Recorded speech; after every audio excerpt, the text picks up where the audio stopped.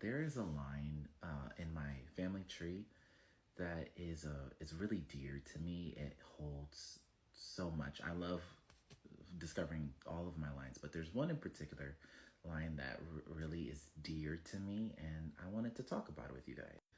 In 2004, while talking with my Uncle Bob about my grandfather, trying to figure out about his life, I asked about my grandmother, his mom, and he unfortunately didn't have much information, but that conversation that I had with him planted the seeds for me to be able to research and find out some incredible things about that particular line.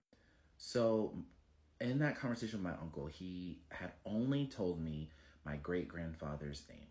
And the only information that he had about him was very little. And he mentioned a book that my great grandfather was in, and that there was a picture of him in that book.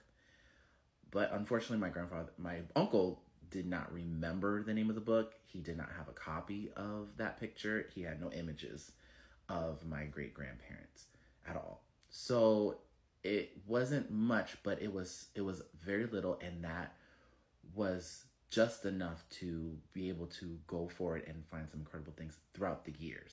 Here are some of the notes that I took back in 2004.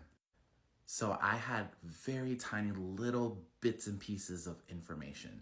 And partially, I think actually really the biggest reason why this line means the most to me is because I started off with very little, and I was able to take that and find some amazing things and grow as a researcher. So more for part two.